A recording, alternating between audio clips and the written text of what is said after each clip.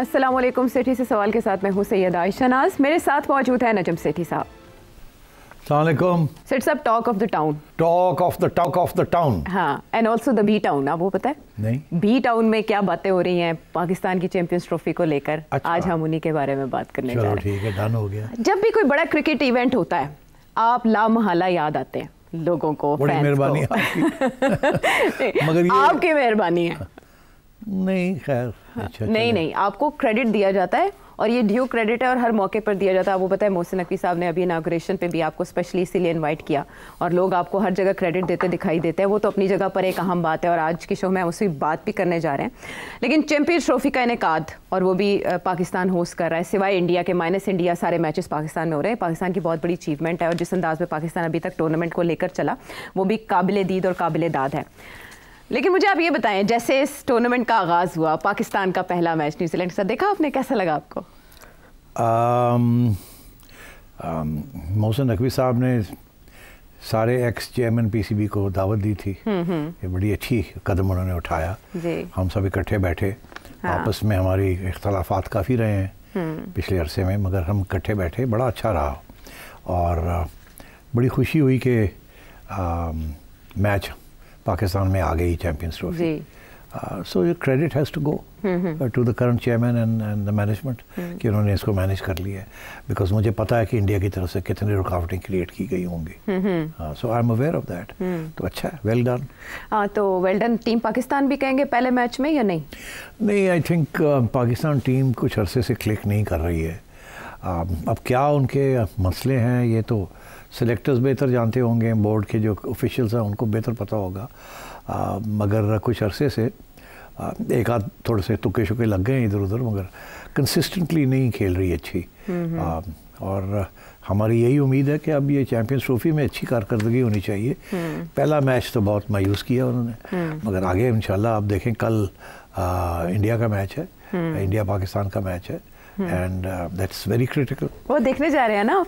मैं कोशिश करूंगा जाके देखूं।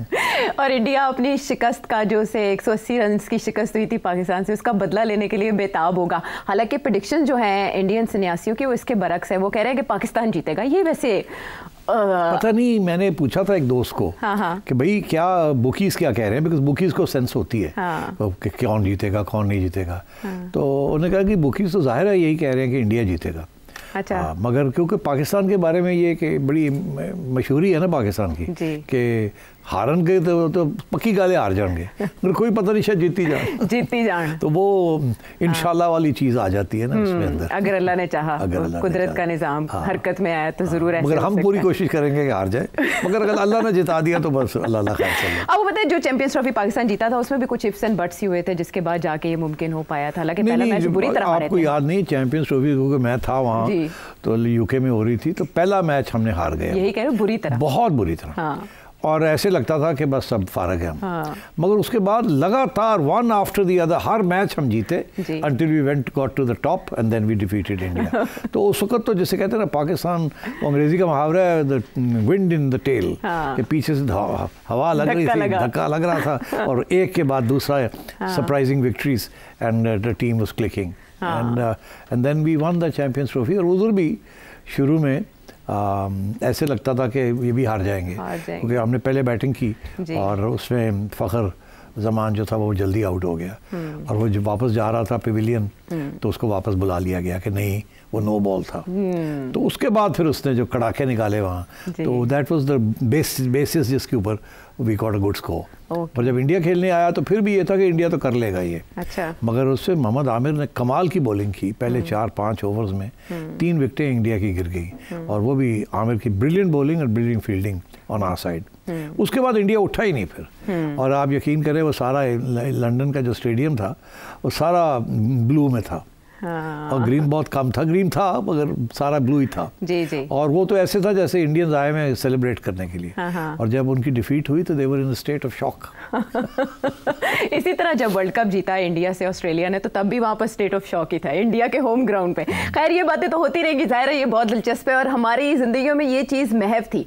2009 के बाद से वीरान मैदान थे, लेकिन आज हम देख रहे हैं कि मैदान आबाद हो चुके हैं और पाकिस्तान में एक स्पिरिट है क्रिकेट की, दोबारा से हर किसी का इंटरेस्ट जो है वो रिस्टोर हो रहा है। इसमें जो आपका क्रेडिट है वो है PSL पाकिस्तान में लेकर, उसके बाद इंटरनेशनल क्रिकेट की वापसी, कैसे ये स्टेप्स आपने कवर किए और उसमें आपने इंटरनेशनल प्लेयर्स को कन्विंस करने के लिए, ममालिक को कन्विंस करने के लिए कौन कौन से गुड ऑफिसेस की हेल्प की? आयशा, ये लंबी कहानी है। आज ये हम तो सुनने मुझे के लिए लिखना तैयार पड़ेगा हैं। क्योंकि इसमें इतनी चीज़ें हैं, छोटी छोटी चीज़ें हैं और मरहले थे कि कैसे हमने उसको ओवरकम किया। ये मैं ज़रूर लिखूंगा इसके बारे में। अच्छा। मगर अगर 5 मिनट में ये बात करनी पड़े तो 5 मिनट में ये बात है कि जब मैं PCB में हमने सोचा कि PSL करना चाहिए, तो उस वक्त हमें ये कहा गया, बोर्ड के मेंबर्स ने ये कहा कि पहले 3 साल से PSL करने की कोशिश कर रहे हैं क्रिकेट बोर्ड, इनसे हो नहीं पा रहा और 4-5 करोड़ रुपया ज़ाया हो चुका है। अच्छा। और आप भी नहीं कर सकेंगे, छोड़ दें इस चीज़ को। और मुझे याद है कि हमारे बोर्ड ने ये कहा कि मैं जब ज़िद की, मैंने कहा मैं यहाँ कर लूँगा, मैं फिक्र ना करें, तो मुझे पैसे सैंक्शन करें। तो उन्होंने सिर्फ $3 लाख सैंक्शन किए। अच्छा। और हमें तो मिलियंस ऑफ डॉलर्स की ज़रूरत थी इसको करने के लिए। तो ऐसे लगता था कि ये तो चाहते ही नहीं है कि ये पैसा कोई ट्राई भी किया जाए। अच्छा। और वो हमारे बोर्ड के मिनट्स के अंदर भी ये लिखा है कि सिटी को $3 लाख दे दो। हाँ। और को करके दिखाओ। अच्छा। और कुछ लोगों ने बड़े नास्टी कमेंट्स भी किए कि ये तो सिटी की फाइनल एंड है सिटी का, और ये बहरहाल जी हमने बड़ी भाग दौड़ की। उसकी कहानी लंबी है, मगर इवेंचुअली हमने लॉन्च कर ही दिया। और लॉन्च जब किया तो उसमें शुरू में ये एक ऐसा हादसा हुआ कि ऐसे लगता था कि ये PSL अब कभी भी नहीं होगा। अच्छा। क्योंकि पहले मैच के अंदर ही हमें नेशनल क्राइम एजेंसी, जो कि ICC की एजेंसी है, उन्होंने मुझे बुला के कहा 3 घंटे पहले मैच से कि हमारा ख्याल है कि मैच स्पॉट फिक्सिंग होगी इसमें, और हमने कुछ आपके प्लेयर्स हैं जिनको हमने मॉनिटर किया है और हमारे पास एविडेंस है, सबूत है हमारे पास कि वो स्पॉट फिक्सिंग करेंगे, और इसलिए हम उनको अभी थे गिरफ्तार करना चाहते हैं। अच्छा। मैंने कहा यार मारे गए, 2 घंटे के बाद मैच शुरू हो रहा है, पहला मैच है।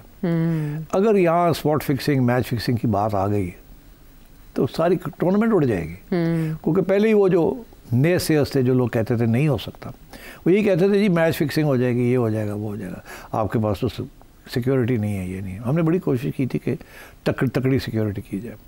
बहरहाल जी फिर वो उस मसले को हमने हल किया, और वो जो 2 प्लेयर्स थे जिन्होंने ये कोई मंसूबा बनाया हुआ था स्पॉट फिक्सिंग का, उनको फिर घर भेज दिया और उनको किसी और मैच में खेलने नहीं दिया, और एंड सो ऑन। तो अब वो फिर कहानी है, वो फिर लिखूंगा। लेकिन खबर को हाईलाइट होने से रोका गया। बहुत खतरनाक एक मोड़ था। उसका अगला खतरनाक मोड़ ये था कि पाकिस्तान लाना था, कोई भी तैयार नहीं था, सब डरते थे कि टेररिज्म हो जाएगी और अगर हो गई तो फिर कभी नहीं क्रिकेट वापस, अगर अभी थोड़ी बहुत गुंजाइश है तो फिर बिल्कुल ही नहीं आएगी जी। तो उस सिलसिले में मैंने प्राइम मिनिस्टर साहब से भी बात की। उन्होंने कहा कि तुम चीफ मिनिस्टर से बात करो। नवाज शरीफ साहब से मैंने बात की कि जी इजाज़त दें। तो मैंने कहा जी बड़े ख़तरे तो बड़े हैं, तो अगर कुछ हो गया तो फिर क्या होगा, तो आप चीफ मिनिस्टर से बात करें। शहबाज साहब से बात की, उनका भी यही खदशा था। मैंने बड़ा समझाने की कोशिश की कि नहीं ये रिस्क लेनी पड़ेगी हमें, नहीं तो क्रिकेट कभी भी वापस नहीं आएगी। तो वो भी घबरा रहे थे। तो फिर मैंने अप्रोच किया जनरल बाजवा को। अच्छा। तो वो भी बड़े क्रिकेट के हाँ फ़ैन हैं जी। तो उनको फिर मैंने अप्रोच किया और उनसे ये रिक्वेस्ट की कि आप कहें कि हम सिक्योरिटी प्रोवाइड करेंगे, तो शायद प्राइम मिनिस्टर साहब थोड़े से नरम हो जाए। तो मुझे याद है मियाँ साहब टर्की में थे, जनरल बाजवा का बयान आया कि हम फुल सपोर्ट करते हैं और सिक्योरिटी की जिम्मेदारी लेते हैं और PSL को आना चाहिए। अच्छा। तो मैंने वो कटिंग करके जल्दी से मियाँ साहब को टर्की में भेजी कि अब तो इजाज़त दे दें। तो फिर उनकी तरफ से ग्रीन लाइट हो गई। उन्होंने कहा अच्छा थे, अगर वो कह देने थे फिर ठीक है कर लो, मगर देख लो सेठी साहब। तो फिर चीफ मिनिस्टर भी चुप हो गए। अच्छा फिर अगर प्राइम मिनिस्टर कह रहे हैं तो सेठी साहब देख लो। तो यकीन करें हमें शहबाज साहब ने 4-5 दिन रह गए थे, हमें टिकट बेचने की इजाज़त नहीं थी। अभी ठहर जाए, अभी ठहर जाए, अभी ठहर जाए, हम कॉशियस, हम चेक कर रहे हैं टेररिज्म, हमारे पास ये खबरें आ रही हैं, ये हो रहा है। स्टेक पे था ना सब कुछ, आपने बहुत रिस्की माहौल में ये काम उस वक्त फिर जो सबसे बड़ा जो धक्का लगा, अच्छा इन लोगों को तो मना लिया मैंने फाइनली, मगर जो सबसे बड़ा धक्का लगा और मुझे अफसोस है ये कहने का कि उस वक्त हम चाह रहे थे कि पहला एक मैच यहाँ हो जाए ना, और जो फाइनल है हम चाह रहे थे फाइनल सेकंड PSL का फाइनल यहाँ हो। तो वो अनफॉर्चुनेटली इमरान खान साहब ने एक बयान दे दिया कि यहाँ हालात नहीं है, कंडीशंस ठीक नहीं है, और साथ ये भी कह दिया कि तो अगर कोई आया भी तो रेलू कट्टे आएंगे। ये दो बड़े उनके फेमस रिमार्क्स थे।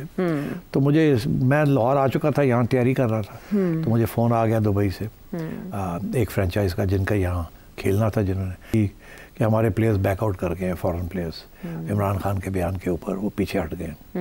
तो मैंने फिर उनका एक ब्रिटिश प्लेयर था, उसका ट्वीट भी आ गया, पीटरसन, उसका आया कि जी मेरी बीवी के ने इमरान का बयान पढ़ा है और उसने मुझे कहा कि तुम नहीं खेलोगे तो वापस आ जाओ। अच्छा। तो फिर हमने कहा अच्छा, तो फिर मैं भागा वहाँ दुबई, भागा वहाँ जाके, और वो जो फाइनल टीमें थी, पहले हमने कहा था 3 मैचेस यहाँ होंगे, फिर हमने कहा एक ही करते हैं, क्योंकि बाकी तो पुल आउट कर गए।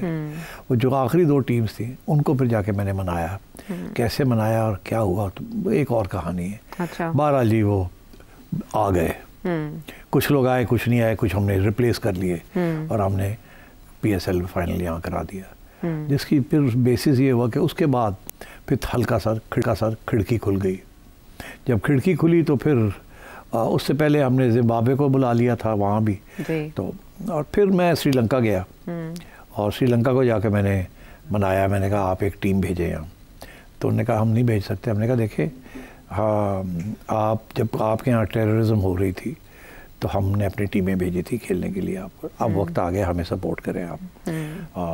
तो उनको मना लिया, उन्होंने कहा अच्छा ठीक है, एक मैच के लिए हम भेज देते हैं जी। तो फिर श्रीलंका की टीम एक मैच के लिए आई और वो खेली और ठीक रहा। उसके बाद ICCs को हमने कहा आप एक इंटरनेशनल टीम भिजवाएं। अच्छा। क्योंकि और कोई आने के लिए तैयार नहीं था, इंटरनेशनल टीम भेजें। उसमें फिर ICC के अंदर जाइल्स क्लार्क साहब, जो कि इंग्लैंड एंड वेल्स के क्रिकेट बोर्ड के चेयरमैन, उन्होंने हमारा साथ दिया।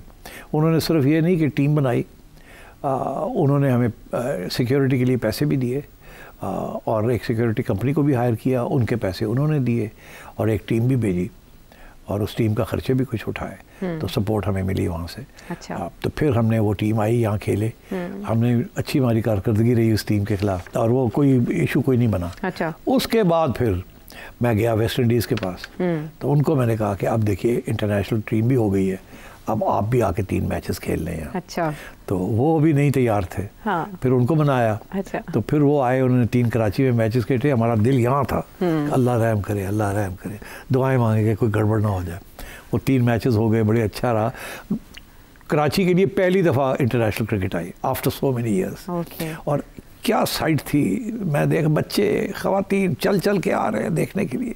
It was fantastic. कराची आइट से ऐसा रिस्पॉन्स दिया, housefull. We broke all records of gate receipts. उस ज़माने में, मैं जबकि ये बात कर रहा हूँ, मेरा ख्याल 2017 की बात है या 18, 20 करोड़ रुपए की सिर्फ हमने टिकटिंग हो गई। इतनी फैंटास्टिक रिस्पॉन्स था, विच वॉज अनप्रेसिडेंटेड। अच्छा। बस उसके बाद फिर खैर बायलैटरल क्रिकेट की बात शुरू हो गई। खैर मैं उसके बाद चला गया। उसके बाद फिर जो एडमिनिस्ट्रेशन आई, उन्होंने फिर इस चीज़ को आगे बढ़ाया और फिर आहिस्ता आहिस्ता पहले इंग्लैंड भी आई, ऑस्ट्रेलिया आई, न्यूजीलैंड आई, तो ये आती गई। फिर कोविड हो गया, कोविड के दरमियान PSL डिसरप्ट हो गया, दोनों दफ़ा डिसरप्ट हो गया। हमारी सिक्योरिटी अरेंजमेंट्स ठीक नहीं थे, जो इंतज़ाम किया था टू स्टॉप कि लोग इन्फेक्ट ना करें एक दूसरे को, बायो बबल। हाँ, बायो बबल ख़राब हो गई, वो यहाँ इंतज़ामिया ठीक नहीं था, जिसकी वजह से दोनों मैचेस 2 साल शिफ्ट करने पड़े टू दुबई और अबैंडन करने पड़े। वो जो था ना, और वो मोमेंटम टूट गया PSL का। बहरहाल फिर वो इंतज़ामिया तब्दील हो गई और रमीज़ राजा साहब आ गए। पहले एहसान मानी साहब थे, फिर रमीज़ राजा साहब आ गए।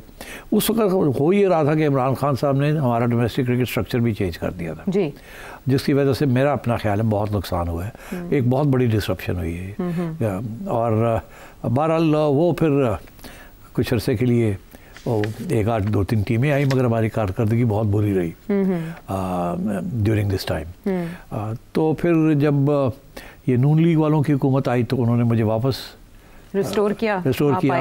मैं गया, मैंने जाके एशिया कप वाली डिबेट शुरू की और एशिया कप वालों को कहा कि अब आए, यहाँ लेके आए एशिया कप। तो वो नहीं मानने के लिए तैयार थे। अगेन इंडिया ने यही प्रॉब्लम्स क्रिएट किए थे, तो फिर उनको बनाया कि चलो हाइब्रिड फॉर्म, ये सारी जो है ना, ये फिर मैंने जाके वहाँ नेगोशिएट किया। यानी PSL और हाइब्रिड फॉर्म, ये आप दोनों आपके फार्मूला थे? हाइब्रिड फॉर्म भी मेरी है, बिकॉज ये जे शाह था उस वक्त एशियन क्रिकेट काउंसिल का हेड, तो इसको बनाया, ये मानता नहीं था, ये कहता था नहीं तो फिर इसको बनाया, फिर हाइब्रिड फॉर्म यहाँ हुई, मगर by the time Asia cup आया मैं फिर फारग हो चुका था।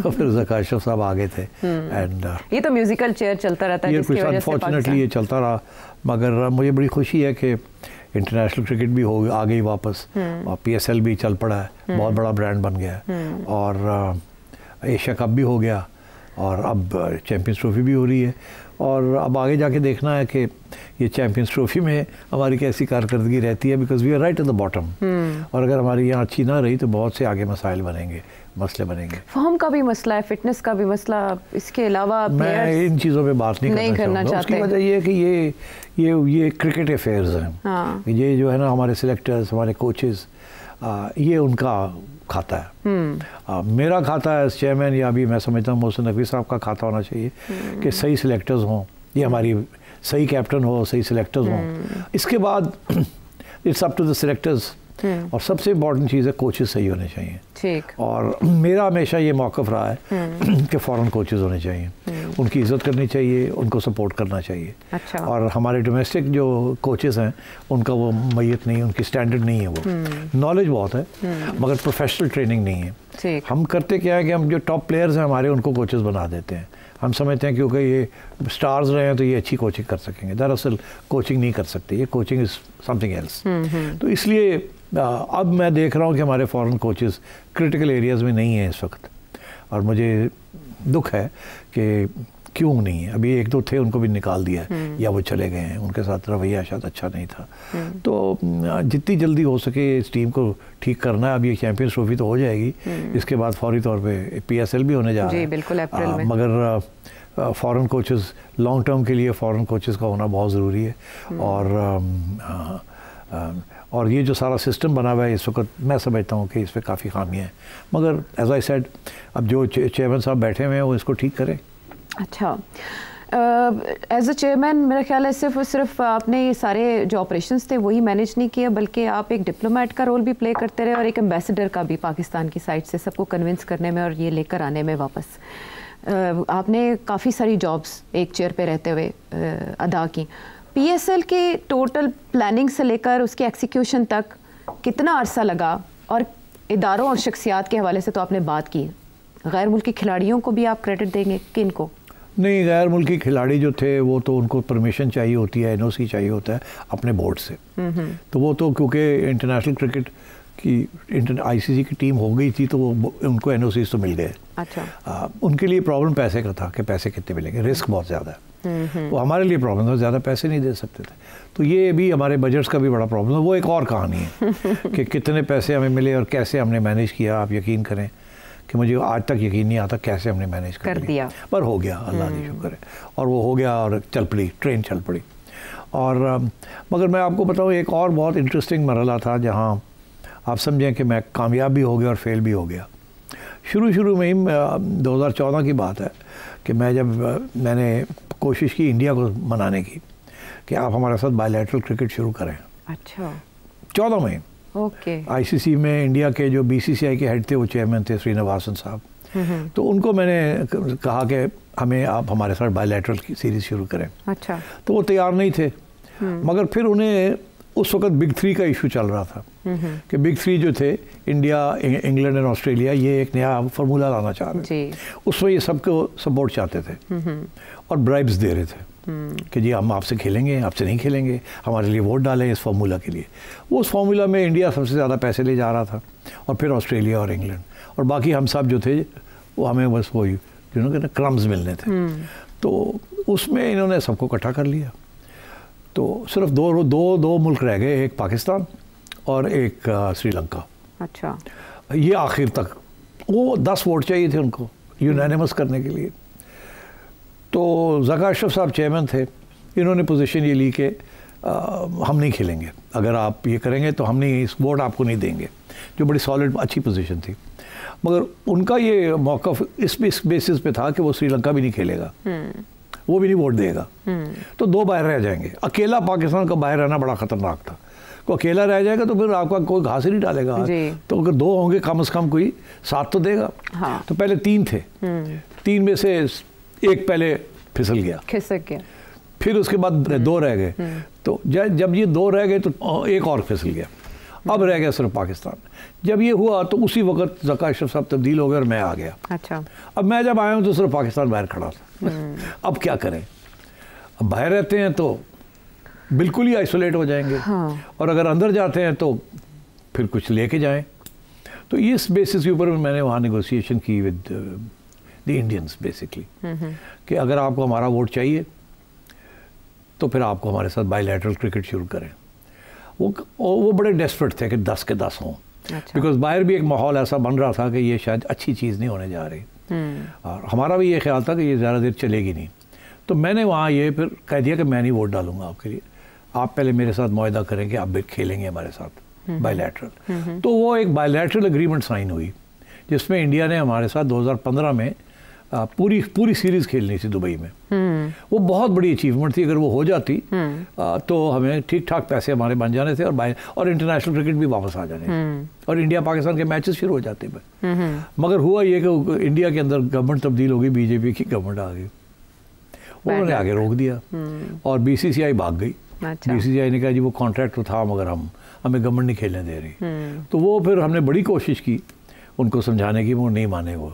तो वो सीरीज ही बैठ गई, फिर नहीं हुई वो सीरीज। तो दैट वाज वन फेलियर, जैसे आप समझ सकते हैं। लेकिन उसे तो स्ट्रोक ऑफ बैड लक कह सकते हैं। हाँ नहीं, वो सब दैट्स व्हाट, ऐसे ही होता है। हाँ, तो अब क्या किया जाए, हमने तो पूरी कोशिश की थी। हाँ, लेकिन उसको फ्रूट क्यों नहीं लग सका, गवर्नमेंट चेंज हो गई। पाकिस्तान और इंडिया के क्रिकेट में सबसे ज़्यादा जो खराबी पैदा हुई या जो ब्लॉकेज है वो हुकूमतों के रवैये है। लेकिन सेठी साहब से गुफ्तगू में अभी बहुत कुछ जानना बाकी है, ब्रेक के बाद आके बात करते हैं।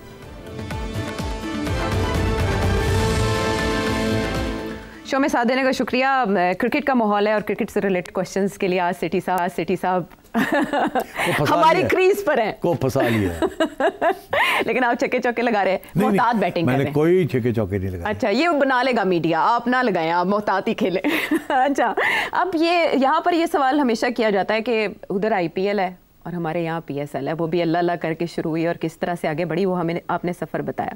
लेकिन आपके लिए ये कितना बड़ा चैलेंज था कि उधर $multi-billion एक प्रोजेक्ट IPL का चल रहा है और खिलाड़ी उधर जा रहे हैं और चकाचौंध है वहाँ की, और उसके मुकाबले में PSL का स्टार्ट होना। ये बहुत बड़ी चैलेंज था। मैं आपको बताऊँ, हमें जब हमने अपने सारे होमवर्क किया तो हमारी एक कैलकुलेशन थी कि $15 मिलियन चाहिए। अच्छा। तो वो कैसे मिलेंगे, क्योंकि अगर अच्छे तरीके से करना है तो इतने पैसे चाहिए। तो हमने हाथ पैर मारे, तो हमें ये कहा गया, बताया गया कि ब्रॉडकास्टिंग की जो राइट्स है, टेलीविज़न राइट्स जो बेचनी होती है, वो उसमें $14-15 मिलियन मिल जाएंगे। अच्छा। और तो उसके साथ काम चल जाएगा। तो हमने कहा ठीक है, बजट बना लिया हमने। जब ये वक्त आया बिडिंग का, तो उस वक्त अब मैं नाम नहीं लेता, मगर जो मेन बिडर्स थे वो आपस में मिल गए और उन्होंने कहा कि इन्होंने फंसाओ, इनके पास कोई चारा नहीं है और कहाँ जाएंगे ये। तो उन्होंने 1 ही $2 मिलियन की बिड की, एक कार्टेल बन गया। अच्छा। जब कार्टेल बन गया और तीसरी बिड कोई नहीं थी, तो हमने कहा ये $2 मिलियन में उसी की चंडी बनाई है थी। तो यकीन करें इतनी मायूसी हुई कि हमने कहा कि अब तो हो ही नहीं सकता फिर। और हमने सोचा कि हमारे साथ धोखा हो गया, हमारे साथ जैसे कहते हैं ना चाकू मारता है इन्होंने। और उसमें एक हमारा भी इदारा था लोकल और एक बाहर का इदारा था, उन्होंने हाथ मिला लिए और हमें बिडिंग नहीं करने। तो हम अब मायूस होकर बैठे हुए थे, तो फिर हमने सोचा अब क्या करें। तो हमने कहा कि यहाँ जो 1-2 टेलीविज़न चैनल्स हैं उनसे बात करते हैं कि आप आ जाएं, आप ख़रीद लें। अच्छा। तो उस सिलसिले में हमने एक लोकल चैनल जो है उनसे बात की। उन्होंने कहा हमारे पास लाइसेंस नहीं है स्पोर्ट्स का, आप हमें स्पोर्ट्स का लाइसेंस दिलवा दें गवर्नमेंट से, तो हम ख़रीद लेते हैं $14 मिलियन की आपसे। तो मैंने कहा हम कोशिश करते हैं, मैं अभी जाता हूँ प्राइम मिनिस्टर साहब के पास और ये करते हैं हम। तो अब मैं कर रहा था तो उनका आया कि जी साइन करें कॉन्ट्रैक्ट। तो हमने जाके साइन कर दिया कॉन्ट्रैक्ट, तो कंडीशनल के जी हम आपको ले देते हैं राइट्स। तो आप वो क्या हुआ, मैं अभी बातें ही कर रहा था राइट्स लेने की कि इनको दिलवा देते हैं राइट्स, 1 ऑफ दे देते हैं, कुछ कर देते हैं। तो उन्होंने कहा नहीं जी हमने अपना होमवर्क किया है, तो हम तो $14 मिलियन नहीं दे सकते, हम तो 12 ही दे सकते हैं। सर पकड़ के बैठ गए, साइन मेरे पास डॉक्यूमेंट अभी भी है वो। हमने कहा अब क्या करें, लड़ाई झगड़े तो करने नहीं है। लड़ाई झगड़े शुरू हो गए तो गया जी। बस आयशा वो हम 12 पे भी एग्री कर गए, मजबूरी थी। मजबूरी। उसके बाद वो आए और कहा $9 मिलियन। चलो दूसरा कॉन्ट्रैक्ट जो है उन्होंने कैंसिल कर दिया, लिख के साइन करके। सर पकड़ के हम बैठे हुए। एक स्टेज ऐसी आई कि उन्होंने कहा जी चलें डन करते हैं, अब हमें पैसे इकट्ठे कर दें। आप मैंने क्या मतलब पैसे इकट्ठे कर दें? उन्होंने कहा जी फलाने फलाने लोग हैं जिनके पास पैसा है, उनको कहें हमें लोन दे दें। अब सोचो तुम, वो एक और कहानी है जो कि जिसके डिटेल में यहाँ नहीं आपको बता सकता। फिर वो भी कोशिश की हमने, वो भी भाग गए, कमिट करके भाग गए। आखिरी स्टेज ऐसी आई कि कोई और चारा नहीं था, तो फिर हम उठ के कराची चले गए। हमने जाके वहाँ एडवर्टाइजिंग एजेंसियाँ जो हैं उनसे बराह रास्त बात की कि आप ख़रीद लें राइट सारे, अच्छा, और बाकी प्रोडक्शन वक्शन हम खुद कर लेंगे। पहले तो सारा कुछ ही बाहर वाले करते थे जी, प्रोडक्शन भी हम कर लेंगे, ये भी हम कर लेंगे, वो भी हम कर लेंगे, आप सारी कमर्शियल राइट्स आप ले लें। तो उनको कन्विंस किया, वो आ गए। उन्होंने कहा ठीक है, मगर उन्होंने और गिराया। हमने कहा इसी के अंदर हम कर लेते हैं। तो फिर बजट को आधा किया, उस बजट के अंदर हमने कहा हमने काम करना है। उसके बेसिस के ऊपर हमने नया एक फाइनेंशियल मॉडल बनाया। और फिर जब हमने कहा कि 6 टीमें होंगी, वो 6ठी टीम के लिए बिडर ही कोई नहीं था। आप सोचें यहाँ सारे पाकिस्तान में 5 टीमों के लिए बिडिंग हुई और उसमें 6 लोग आए, जिनमें से 4 ने ये 5 टीमें ले ली। और आप यकीन करें $4 मिलियन भी देने के लिए तैयार नहीं थे टोटल। और वहाँ मैं बैठा हुआ था और ये सारे कह रहे थे जी $500,000, $1 मिलियन, $500,000। तो मैंने कहा ये तो 4 मिलियन भी नहीं बनते, हमने तो 9-10 मिलियन लेने हैं, कैसे करेंगे हम? तो बस कुछ ना पूछे, वहाँ बैठ के फिर लिटरली मुझे सबको कहना पड़ा कि पाकिस्तान के लिए है, आप फिक्र ना करें, अगर आपके लॉसेस हो गए मैं वादा करता हूँ मैं पूरे कर दूँगा PCB से, आप आएँ तो सही। फिर उनको मनाया, फिर उन्होंने अपनी बिड्स बढ़ाई। फिर हमें जाके 4 पैसे थोड़े से बड़े, हमने कहा चलो जितने भी हैं ये ठीक है। और सबका शुक्रिया अदा किया, उनको बड़ा में सपोर्ट उन्होंने किया। उस वक्त सब ने बढ़ा दिया। उसी मीटिंग के अंदर उन्होंने कहा सेठी साहब तुसी कहते हो बहुत इंपॉर्टेंट है, असी भी करने हैं, हम भी कुर्बानी करते हैं, हमें पता है हमारा लॉस हो जाएगा। मैंने कहा मैं आपका इतना लॉस कवर कर लूँगा, अगर हो गया तो मैं अपने प्रॉफिट्स में से दे दूँगा आपको। तो वही हुआ। दे एग्रीड, उन्होंने बेचारे ने, जिसने $500,000 बिड किया था उसने कहा मैं $1 मिलियन देता हूँ, जिसने $1 मिलियन दिया था उसने 1.5 कर दिया, जिसने 1.5 किया था उसने 1.5, 2.5। मतलब यकीन करें they were wonderful all my franchises, I salute them. अगर वो उस वक्त सामने ना आते, भाग जाते, तो ये कभी ना होता। हाँ। तो मतलब एट एवरी स्टेज किसी ने हाथ बटाया और सब ने समझा कि ये इम्पोर्टेंट चीज़ है। तो इसलिए इस तरीके से फिर हमने फाइनली इसको किया। फिर आगे मैंने बताया जो आगे जो मसले बने कि कैसे ये हुआ और कैसे नहीं हुआ। हमें तो ग्राउंड ही नहीं मिल रही थी दुबई की। अच्छा, वो किसी और को दे दी थी। अच्छा। और वहाँ फिर मैं कभी दोहा भागा, कभी मलेशिया भागा ग्राउंड लेने के लिए, और फिर जाके दुबई जाके बैठ के फाइनली धमकी देनी पड़ी कि अगर आप नहीं देंगे तो ICC को मैं अप्रोच करूँ। वो एक लंबी कहानी। फिर जाके हमें ग्राउंड्स मिली, फिर जाके मैचेस शुरू हुए। फिर वो हादसा हो गया जिसका मैंने अभी जिक्र किया है कि एक मैच स्पॉट फिक्सिंग वाला। कुछ ना पूछे क्या क्या हुआ और कैसे हम लेके आए इसको। तो किसी मरहले पे ये तो आपने वो बात की जो इंटरनल इश्यूज थे ऑर्गेनाइज करने के सिलसिले में, लेकिन कॉपरेट किया जिन लोगों ने, उनको भी क्रेडिट जाता है आज PSL का। बिल्कुल जाता और आपने ड्यू क्रेडिट दिया उनको, बिल्कुल जाता है जी। बहुत से लोगों ने मिलके हाथ बटाया, सब ने मिलके PSL बनाया। मेरी सिर्फ इतनी कारकर्दगी थी कि मैंने गिव अप नहीं किया, मैं करता गया, करना है, लगे रहे, डिटरमिन्ड रहे, लगा रहा। हाँ। और आहिस्ता आहिस्ता अल्लाह ताला ने रास्ते खोलने शुरू किए। और मैं हमेशा कहता हूँ कि PSL ने खिड़की खोली थी जी, और अब दरवाजे खुल गए। तो वो खिड़की खोली थी जिसके साथ इंटरनेशनल क्रिकेट वापस आ गई। क्रिकेटर्स आए पहले जी, फिर ICC ने सपोर्ट किया, फिर श्रीलंका का सपोर्ट बहुत इंपॉर्टेंट था। अगर वो ना आते तो शायद उन्होंने एक टीम भेज दी। जब मैंने उनसे याद दिलाया कि देखिए हम जब आपके यहाँ दहशतगर्दी थी, तो खैर उसके बाद फिर आहिस्ता आहिस्ता सब कुछ खुलना शुरू हो गया। और then PSL came to Pakistan. Unfortunately मैं तो यहाँ था नहीं जब कोविड हुआ, तो I was not on the board, मगर उस पर काफ़ी डिरेलमेंट हुई। मगर अभी भी PSL is alive and kicking. इस साल थोड़ा सा मसला है कि ये चैंपियंस ट्रॉफी आ गई है, और जो PSL का टाइम था वो अब चैंपियंस ट्रॉफी में उस टाइम पे है। तो अब PSL को पुश कर दिया। PSL अप्रैल में होगी, उस वक्त जब कि IPL हो रही होगी। ये भी अनहर्ड ऑफ है कि आईपीएल के दौरान कोई दुनिया में कहीं क्रिकेट नहीं होती, क्योंकि आईपीएल कहता है और कहीं नहीं क्रिकेट होगी, सारे क्रिकेट प्लेयर्स हमारे लिए अवेलेबल होंगे। हाँ। मगर आपको खुशखबरी ये है कि आईपीएल में भी जा रहे हैं और अच्छे क्रिकेटर्स यहाँ भी आ रहे हैं, और मैं दाद देता हूँ पीसीबी को, उन्होंने इसको मैनेज कर लिया। तो किसी मरहले पे इंडिया ने पीएसएल को डिस्क्रेडिट करने की कोशिश की? नहीं, डिस्क्रेडिट करने की कोशिश नहीं की, टू बी ऑनेस्ट। अलबत्ता ये सपोर्ट नहीं किया, जाहिर है। वो उनका आईपीएल इतना बड़ा है, हमने बड़ी उनको समझाने की कोशिश की थी कि पाकिस्तानी प्लेयर्स को भी इजाज़त होनी चाहिए खेलने में आईपीएल के अंदर, और इंडियन प्लेयर्स को भी इजाज़त दें टू प्ले इन पीएसएल। उन्होंने इजाज़त नहीं दी। अच्छा। ना पाकिस्तानी प्लेयर्स लेते हैं ना अपने प्लेयर्स देते हैं। सो कोई सपोर्ट नहीं है फ्रॉम में। बट कोई एक्टिवली डिस्करेज किया या एक्टिवली कोई कैंपेन की पीएसएल के खिलाफ, नहीं, मैं नहीं, मुझे नहीं ऐसे कोई ऐसी चीज़ नहीं हुई। तो ये जो अभी रिसेंट मैच में हुआ कि लोगों में पाकिस्तान का नाम नहीं चलाया गया, ये इंटेंशनल है अनइंटेंशनल? मैं आपको क्या बताऊँ, ये चीज़ें करते हैं। देखिए अब कोई कौन करता है, कैसे होता है। अब आईसीसी इस वक्त जय शाह साहब के पास है, तो आप सब जगह India is now running the ICC. अच्छा। और ये जो दुबई में किया है, छोटी सी हरकत है कि आप पाकिस्तान का नाम निकाल दिया है और कहते हैं जी गलती हो गई। ये गलती शलती कोई नहीं होती, ये किया जाता है।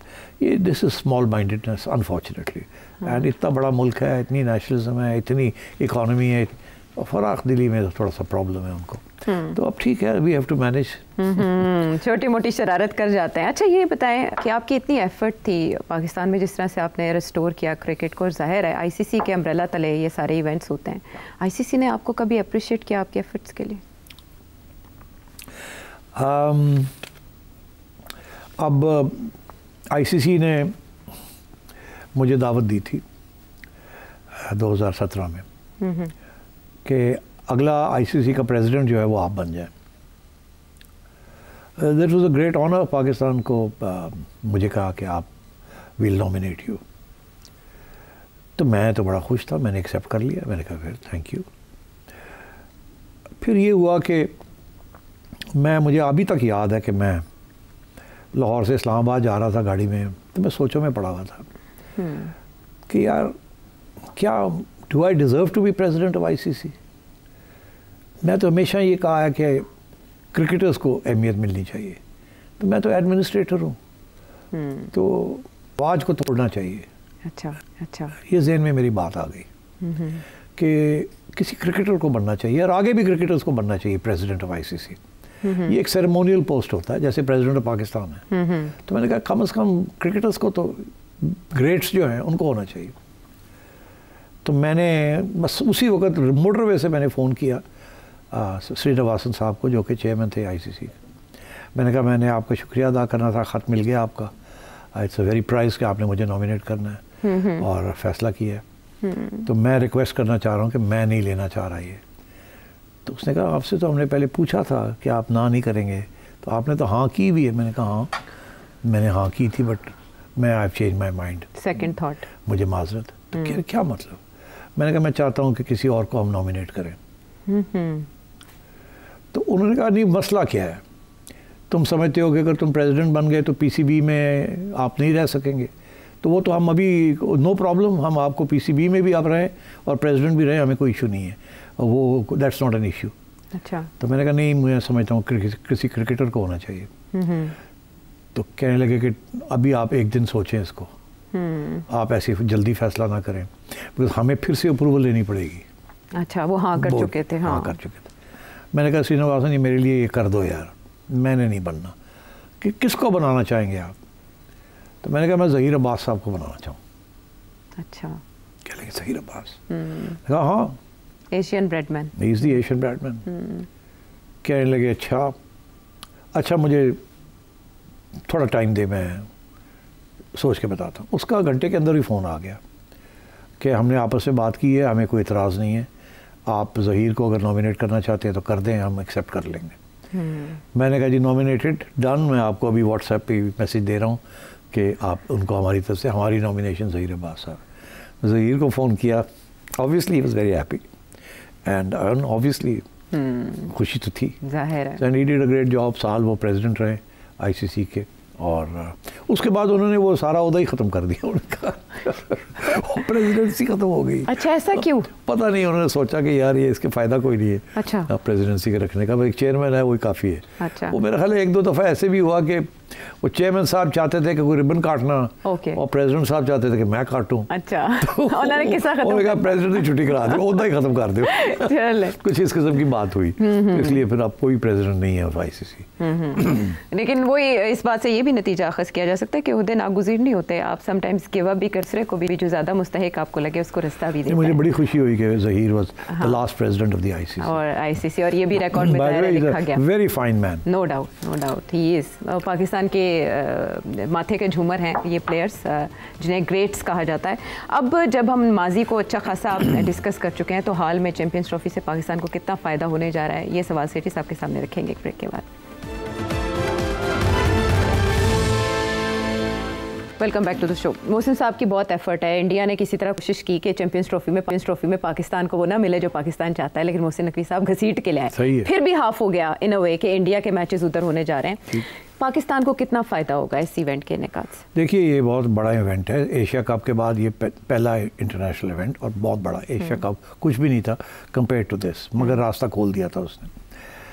अब ये बड़ी अफसोस की बात है कि इंडिया नहीं माना, मगर मेरा ख्याल है अब मोहसिन नकवी साहब ने वाज़े कर दिया है कि आगे जो वर्ल्ड कप होने जा रहा है लेटर दिस ईयर, वहाँ भी पाकिस्तान हाइब्रिड मॉडल ही खेलेगा, और अगर वो नहीं मानेंगे तो हम नहीं खेलेंगे जी। तो अब यहाँ गेम आके रुकी हुई है। तो मैं ये समझता हूँ कि ये हाइब्रिड मॉडल शायद एक दफ़ा और ट्राई कर लें, उसके बाद ये नहीं चलेगा। मेरी ये पेशन गोई है कि उसके बाद इंडिया पाकिस्तान को एक दूसरे के मुल्क में खेलना पड़ेगा अगर कोई इंटरनेशनल इवेंट होता है। बिकॉज अगर पाकिस्तान ने ये मौका फुट ले लिया है अच्छा, कि अब हाइब्रिड मॉडल जो है वो एक्सेप्टेबल है, और अगर आप ये नहीं एक्सेप्ट करेंगे तो फिर हम खेलेंगे ही नहीं। तो अब ये इससे पीछे हटना हमारे लिए बहुत मुश्किल है, जाहिर है। तो अगर इंडिया कहता है कि जी हाइब्रिड मॉडल नहीं है, आप आके हमारे यहाँ खेलें, हम नहीं खेलेंगे आपके यहाँ, तो हम नहीं खेलेंगे। तो देखिए, इंडिया पाकिस्तान का जो मैच होता है ना, it's the biggest event, at least 1 billion people watch it. It's the biggest event in any sporting contest. और ब्रॉडकास्टर्स जो पैसे देते हैं वो उनके लिए इसकी बहुत अहमियत होती है। वो कहते हैं अगर इंडिया पाकिस्तान का मैच नहीं होगा तो फिर हम आपके पैसे आधे काट लेंगे। अच्छा। तो उसमें आईसीसी को भी बड़ी तकलीफ होती है, सबको तकलीफ होती है। तो ये हमारे पास एक बहुत बड़ा पता है कि अगर आप हमसे नहीं खेलेंगे तो हम आपसे नहीं खेलेंगे। तो फिर ब्रॉडकास्टर आके शो डाल देता है, कहता है जी हम पैसे नहीं देंगे इंडिया को, या आईसीसी को पैसे नहीं मिलेंगे। So I think we have a good position now. India जो है वो अब हाइब्रिड मॉडल करना पड़ेगा या फिर अग्री करना पड़ेगा दोनों खेलने में। सर प्रॉब्लम ये है कि इंडिया के जो ट्रैक रिकॉर्ड है वो अच्छा नहीं है। इंडिया ने हमारे साथ बड़े वादे किए थे। हमने मुशर्रफ के ज़माने में भी हमने इंडिया में जाके सीरीज़ खेली और उन्होंने वादा किया था कि वो वापस आके खेलेंगे, वो वादा नहीं निभाया। इसी तरीके से मेरे साथ 2014 में वादा किया और फिर 2015 में भाग गए, कहने लगे नहीं खेलेंगे। ठीक, तो इसलिए ट्रस्ट का डिफिसिट है। वो हमें नहीं ट्रस्ट करते, हम उनको नहीं करते। मगर हमारी तरफ से कभी हमने बिट्रे नहीं किया, उनकी तरफ से कोई ना कोई एक्सक्यूज़ आ जाता है। मगर अब इसके बाद मुश्किल हो जाएगा, क्योंकि ये तो आईसीसी के रिकॉर्ड में आ गई बात कि आगे भी जाके हाइब्रिड ही होगा, नहीं तो हम नहीं खेलेंगे। तो मेरा ख्याल है कि वर्ल्ड कप वगैरह जो होने जा रहे हैं उसमें इंडिया हाइब्रिड मॉडल करना पड़े। ये मुमकिन है कि इंडिया फिर ये गेम खेले कि हम खेल लें अब और हम आगे जाके आपसे खेलेंगे। अच्छा। मेरा ख्याल है कि ये बहुत मसले हैं इसमें, और इसमें अगर ऐसी कोई बात होती है तो पीसीबी जो है उसको बड़ी अलर्ट रहना पड़ेगा, क्योंकि ये गेम खेलेंगे वो, मैं आपको लिख के दे देता हूँ। वो ये कहेंगे जी आप खेलने इंडिया के अंदर, हम वादा करते हैं आपसे कि आपके साथ अगले मैच, इंटरनेशनल मैच जो होगा वो हम पाकिस्तान में खेलेंगे आपके साथ, मगर उसकी कोई गारंटी नहीं होगी। और क्योंकि आईसीसी इस वक्त इंडिया के हाथ में है, तो बड़ी ख्याल रखना पड़ेगा कि अगर ऐसी बात माननी भी पड़े तो क्या किस किस्म का कॉन्ट्रैक्ट बनाना है ताकि वो इंटरनेशनली तो उसको प्रोटेक्ट किया जा सके। अच्छा। बिकॉज ये जो है ना कि गवर्नमेंट ने इजाज़त नहीं दी, ये ख़त्म होनी पड़ेगी बात कि गवर्नमेंट ने इजाज़त नहीं दी। ये प्राइवेट सेक्टर के दरमियान है ये, और गवर्नमेंट ने इजाज़त नहीं दी, इट डजंट मेक सेंस। तो इसलिए वो, और सिक्योरिटी का आर्ग्यूमेंट जो है वो भी नहीं चलता। अगर इंडिया के अंदर सिक्योरिटी का प्रॉब्लम नहीं है तो पाकिस्तान में भी सिक्योरिटी का प्रॉब्लम नहीं है। तो क्योंकि सारी दुनिया खेल के चली गई है उससे, तो मेरा ख्याल है कि पीसीबी को अब बड़ा केयरफुल होना पड़ेगा in the run up to the world cup. अगर इंडिया कोशिश करता है कि हाइब्रिड से हटने की, तो पाकिस्तान को बड़ी केयरफुली इसको हैंडल करना पड़ेगा। और मुआवजे के लिहाज से पाकिस्तान को फ़ायदा होगा दुबई और पाकिस्तान? देखिए होस्ट कंट्री जो होती है उसको तो फ़ायदा होता है ना, बिकॉज इसकी जो मेजर रेवेन्यूज़ होती हैं, share of revenues in the ICC event host country को मिलती है, इसीलिए दिस इज़ वेरी इंपॉर्टेंट। इसके साथ हमें पैसे चार ठीक ठाक मिल जाएंगे।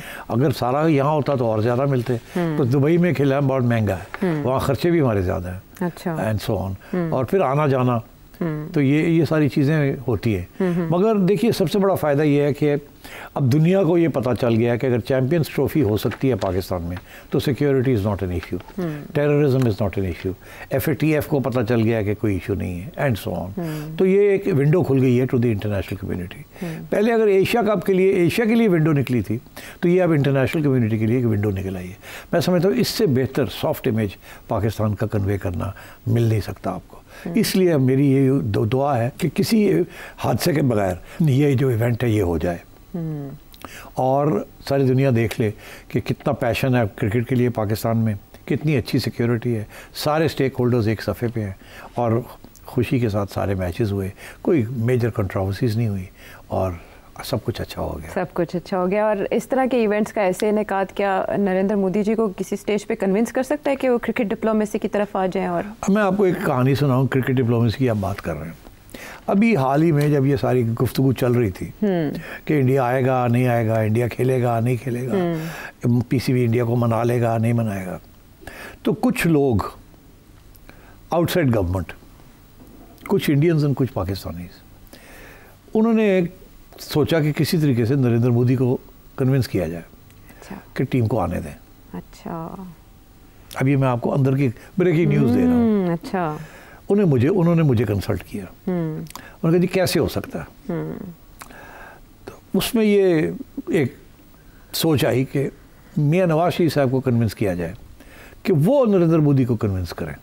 अच्छा, कि आप खेलें आके। ओके, क्योंकि है ना दोस्ती। हाँ, वो नारा याद आ जाता है मुझे जो ओपोनेंट्स लगाते हैं। तो कुछ लोगों ने कहा जी सेठी साहब तुसी जाके मियां साहब को कन्विंस करो।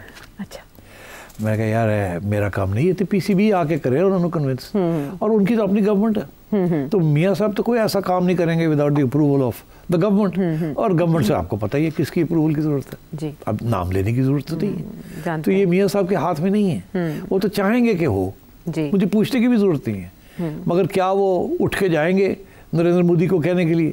मैं वो नहीं करेंगे। वो पहले पूछेंगे शहबाज शरीफ साहब को कि ये तुम समझते हो ये अच्छी बात है कि नहीं, वो कहेगा मैं पूछ के दसना। गल मुक गई तो उत्थे गल मुक जानी है। तो इस तो बेहतर है कि तुसी शुरू ही ना करो। हाँ। नहीं तो ना होगी तो फिर मुंह कितना दिखाओगे। तो वही हुआ तो कि जब ये बात घूम फिर के किसी तरीके से मियां साहब तक पहुंची, तो मेरी चिड़िया की ये खबर है, उन्होंने कहा कि ये मेरे बस की गल नहीं, जितने गल ही होते आप पे करो जाके। इसलिए फिर ये बात आगे नहीं बढ़ी। अच्छा, एक तो आपका जवाब में मैंने आपको ये बता दिया। अच्छा, दूसरी बात मैं आपको बताऊं कि जब ये मामला था 2015 में खेलने का, अच्छा, तो उस वक्त मियां साहब प्राइम मिनिस्टर थे। हाँ, बिल्कुल। और उस वक्त की जो फॉरेन मिनिस्टर थी सुषमा स्वराज, वो यहाँ आई थी 2 दिन के लिए जी, एक साख कॉन्फ्रेंस जी। तो मैंने एक पैगाम भेजा मियां साहब को, मैं PCB में था, मेरे लिए बहुत अहम था ये कि इंडिया खेले हमारे। तो मैंने मियां साहब को एक पैगाम भेजा, उनको शायद याद भी नहीं होगा अब। तो मैंने कहा कि वो सुषमा को मिलोगे तो ज़रा करना के प्राइम मिनिस्टर को खेडन दे टीम में, अच्छा, जो हमने मुआहदा किया। अब मुझे नहीं पता क्या हुआ क्या नहीं हुआ, मगर बाद में मुझे ये पता चला कि सुषमा आई तो थोड़ी देर के लिए सैलो आई हुई, मगर मियां साहब ने बात नहीं की। अच्छा, उन्होंने नहीं रिक्वेस्ट की। ओके, तो वो नहीं हुआ कुछ भी। मैंने बाद में एक दिन पूछा मियां साहब से, मैं क्या वो आई सी तो मैं पैगाम भेजा सी तुसी गल की थी कि नहीं? पहले तो उनको याद नहीं था कि पता नहीं पैगाम मिलिया सी कि नहीं सी मिलिया। फिर वो कह लगे नहीं अगर मिलिया भी सी तो मेरा ख्याल है मैं मुनासिब नहीं समझा, वो मौका नहीं सी अच्छा इस किस्म की बात करने का। ओके, मौका कुछ और था तो, और बड़ी ब्रीफ मीटिंग थी, तो उसमें फिर मैंने सोचा। तो मतलब है कि ब्रेक थ्रूज के लिए मौके होते हैं। हाँ, मेरी भी एक वक्त इंडियन फॉरेन मिनिस्टर से बात हुई थी दिल्ली में जी। मैंने उनको भी मनाने की कोशिश की थी, उन्होंने वादा किया था कि वो नरेंद्र मोदी को मनाएंगे, मगर वो नहीं मना सके, तो फिर भी नहीं हुआ। तो ये कोशिशें जारी रहती हैं। अच्छा, ठीक है, यानी एफर्ट्स होती रही हर सतह पे, लेकिन अभी तक कोई ऐसा ब्रेक थ्रू हो नहीं सका। अच्छा, क्लोजिंग का कहा जा रहा है, लेकिन मुझे आपके टेक दो मामला पे चाहिए। एक तो ये कि पाकिस्तान, आप जो मुस्कुरा रही हैं, शरारत आ रही है शरारत। अच्छा, गॉड फॉरबिड अगर अच्छी कारकर्दगी पाकिस्तान नहीं दिखा सकता तो क्या होगा? वैसे तो हम देखिए मायूसी तो बहुत होगी। पहला मैच हम हार गए हैं और बड़ी डिसाइसिवली हारे हैं, मतलब 100 रन से। तो अब आगे अगला मैच हम हार जाते हैं इंडिया से, ऑल्दो तवक्को तो यही है कि जो प्रेडिक्शंस हो रही हैं वो यही है कि इंडिया जीतेगा, बड़ी स्ट्रॉन्ग टीम है। हाँ, मगर हमारे बारे में ये लोग कहते हैं ना कि हम बड़ी ख़तरनाक टीम है। हाँ। हम कमज़ोर से कमज़ोर टीम से हार जाते हैं और मजबूत से मजबूत चीज़ से जीत जाते हैं। जिदू साढ़े ना अल्लाह है, ठीक है जी, तो फिर ऐसी तैसी करते हैं। तो ये मुझे याद आया कि 1965 की जंग हो रही थी, तो हम रेडियो सुनते थे उस वक्त। तो उस वक्त हमें ये कहा गया कि जी वो रावी के ऊपर इंडियंस ने बॉम्बिंग करने की कोशिश की, ब्रिज को तोड़ने के लिए, है। तो स्कूल में थे उस वक्त, तो ये रेडियो से ये खबरें आ रही थी कि बमबारी हो रही है रावी के ऊपर। तो फिर ये अफवाहें शुरू हो गई कि इंडियंस जो है उनके जहाज आके बम फेंकते, तो कोई कैच कर लेता, वो कोई बड़ी दाढ़ी वाले कोई आके तो उसको अपने झोली में ले जाते हैं, बम को कहीं और जाकर। तो अगर उस किस्म की कोई चीज़ हो गई तो अल्लाह फिर शायद कुछ हो ही जाए। कभी बारिश आ जाती है पाकिस्तान को जितवाने के लिए। मेरा ख्याल है कि मैं बैट्स तो नहीं लगाता, अच्छा, मगर अगर अच्छे ऑड्स मिल रहे हों तो लगा देनी चाहिए पाकिस्तान की जीत के ऊपर। पाकिस्तान की जीत के ऊपर जरा 100 पाउंड हार जाओगे, नहीं तो 1000 पाउंड जीत जाओगे, लगा दो ऐसी तैसी और बह जाओ थे। अल्लाह मियाँ इज्जत रख ले सारी। दुआओं के अलावा दवा पे भी इन्हिसार करना पड़ेगा, परफॉर्म करना पड़ेगा। अब इमामुल हक साहब जो हैं वो रिप्लेस करने जा रहे हैं फ़खर जमान को। ये भी देखना होगा कि टीम में उनकी जगह कैसे बन पाती है। ऑर्डर है उसको चेंज करने के हवाले से बहुत स्पेकुलेट किया जा रहा है इस मैच के बाद जो न्यूजीलैंड के अगेंस्ट हुआ। लेकिन इंडिया के साथ मैच यकीनन अहमियत का हामिल है और इसमें दवा से ज़्यादा दुआ या दुआ से ज़्यादा दवा क्या काम आता है ये देखा जाएगा। अगले प्रोग्राम तक के लिए हमें इजाज़त दें। Thank you.